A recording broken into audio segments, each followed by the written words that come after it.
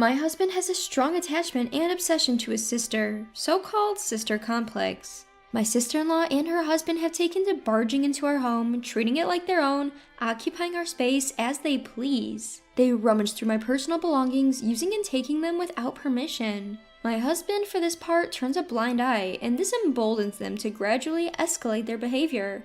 I just cannot tolerate this anymore. From here on, I like to share my struggle until I decided to divorce. My name is Jessica, and I recently turned 28 and received a promotion at work.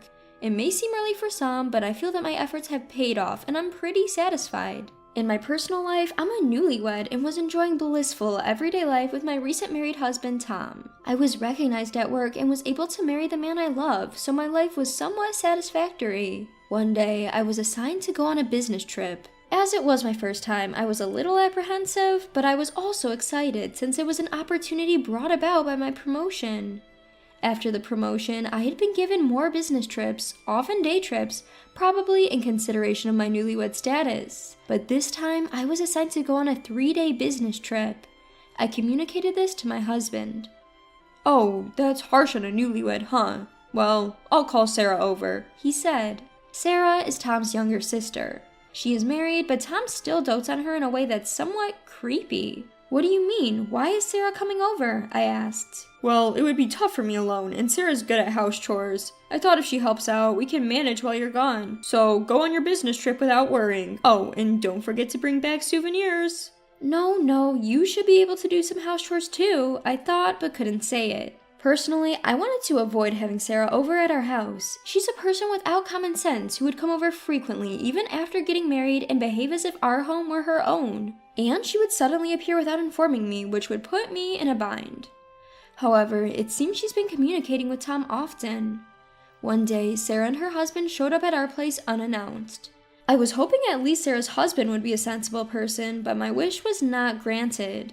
Sarah's husband also lacks common sense, and both of them were incredibly selfish. "Hey there, are you preparing dinner? I'm starving. Make sure to prepare my share too," he said. What's more complicated is, Tom seems to dislike Sarah's husband. Apparently, he harbors some animosity towards him for marrying his beloved sister. Also, Sarah's husband seems to have a gambling problem, spending his weekdays after work and weekends from morning at the local casinos. "What the hell, you're here too. I didn't invite you." "You're a bit cold to me, huh? Well, I don't care. I'm just here to eat for free," he responded in front of me. They think only about themselves. My husband keeps grinning at Sarah, which I find absolutely crazy. Moreover, it seems Tom lets Sarah into our house even when I'm not around. As soon as I come home, she'd be relaxing like it's her own home and say, "Hey Jessica, I'm hungry," as if it's a habit. Despite noticing my frustration, my sister-in-law Sarah often takes and uses my belongings without my permission. She uses my cosmetics freely, and when they run out, she says, "Hey sis, this one's all gone. Buy me a new one, will ya?" Who do you think you are, using my stuff and asking me to buy more? I can't possibly say. My husband, Tom, doesn't understand my complaint, saying, "She's just happy to have a sister now and wants to share things with you. Aren't you happy to have a sister too?"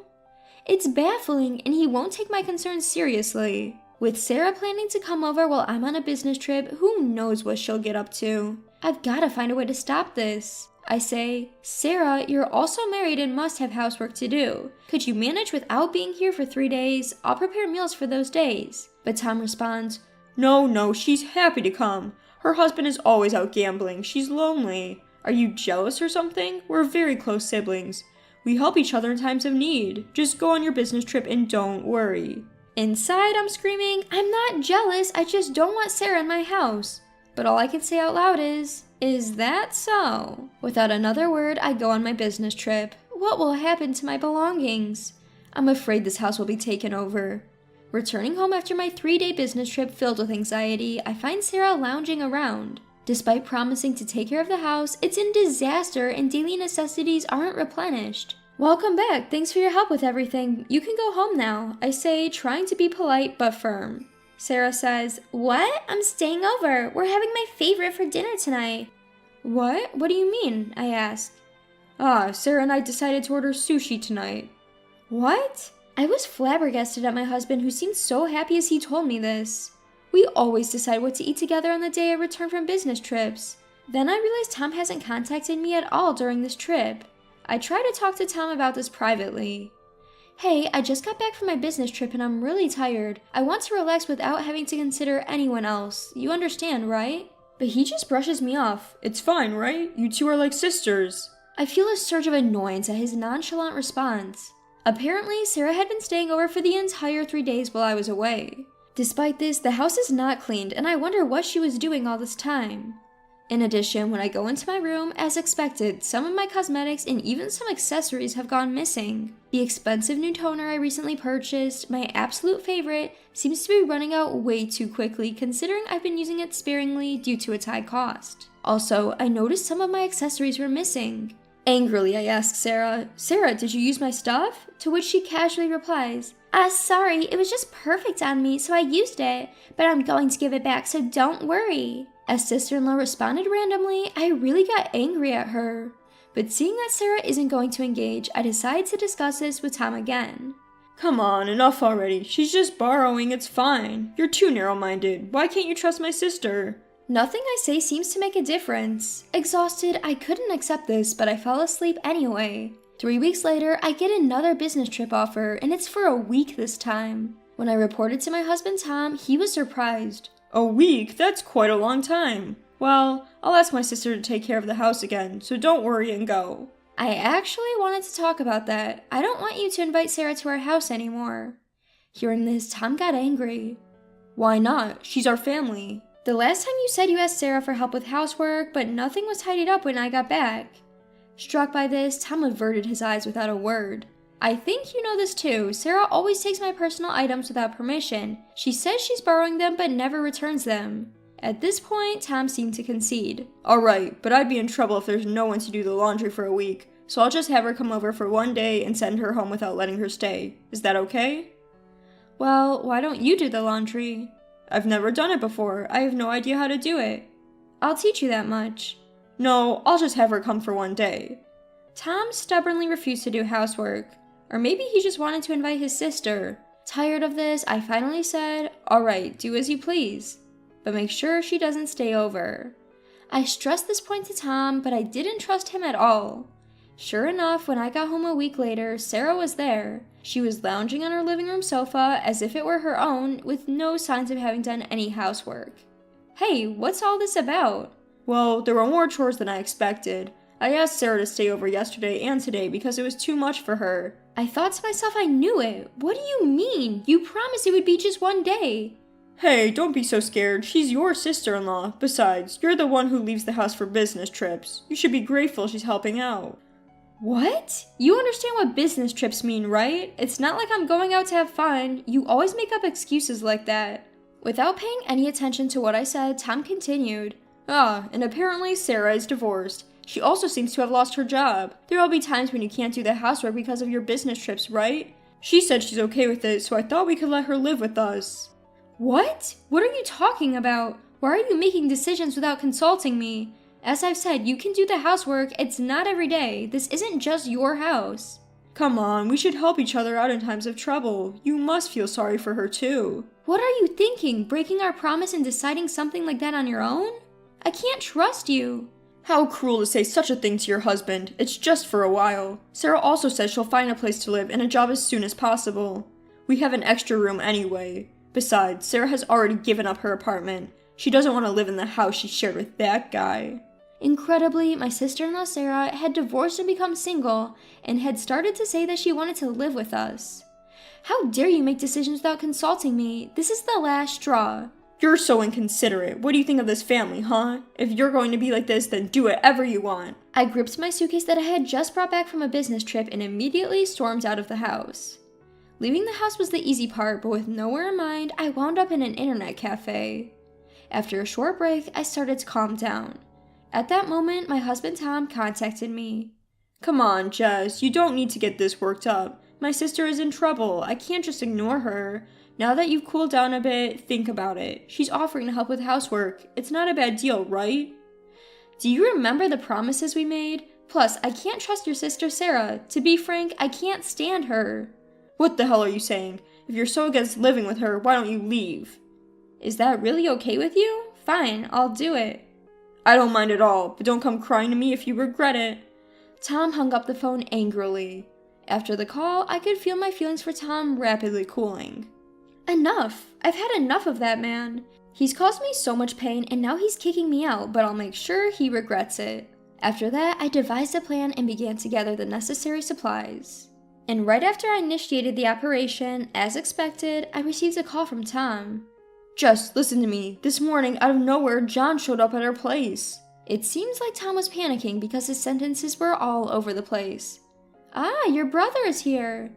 John, my brother who is great at house chores, was deliberately invited by me to come to the house. I also talked to Tom's parents and had Sarah sent back to their place. Since Sarah has gone back to her parents' house, now it's just Tom and my brother in the house. Tom was flustered and said, "This is so weird. Why did you call him over without my permission?" I thought it might be tough without me, so I called him. John is good at housework, so I thought it might be helpful for you, Tom. It's difficult for me when someone suddenly comes over and starts doing chores. I have to be on my best behavior in my own house. Why? Sarah was doing the exact same thing to me. At least you could have told me beforehand. You would have refused if I did. Plus, I was never told beforehand when Sarah was coming over. Tom fell silent, looking guilty. How selfish can you be, expecting everything to be fine for you and not for me when I do the same? Having experienced the same thing he'd been doing to me, he seemed to finally realize his mistake and couldn't respond. But this was far from over. The real revenge was just starting. So that's the situation. You can ask John about the housework stuff. Bye! I hung up the phone before Tom could respond. He kept calling persistently, but I ignored all his calls.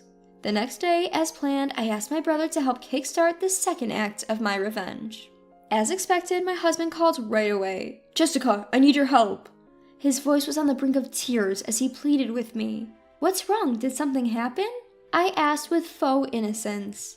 Wrong? Everything's wrong. Your brother's using my stuff without asking. From my suits to my bags, even the new accessories I just bought. I haven't even used them yet. Well, you said it was okay for your sister to do the same, didn't you? Remember when I complained? You said, she's your sister, lend it to her. Don't be so stingy. Really, your selfishness is astonishing. He fell silent, unable to argue back. I've also reported this to your parents. I bet your sister is getting an earful from them right now. Well, she got what she deserved. The only consolation was that my in-laws were reasonable. You dragged my parents into this, how dare you? Well, you're the one who wouldn't listen to me. My husband was flustered, never imagining I would go as far as to involve his own parents. I'd even asked them not to contact him for a while, and they'd agreed. A few hours later, I returned home with my in-laws and sister-in-law. Upon entering, my husband immediately started complaining to me. You're finally back. It's been tough because of you. Instead of showing remorse, he directed his anger at me. Ignoring him, I gathered everyone in the living room and showed them a video. As soon as my husband and sister-in-law saw it, they were speechless. What the hell is this?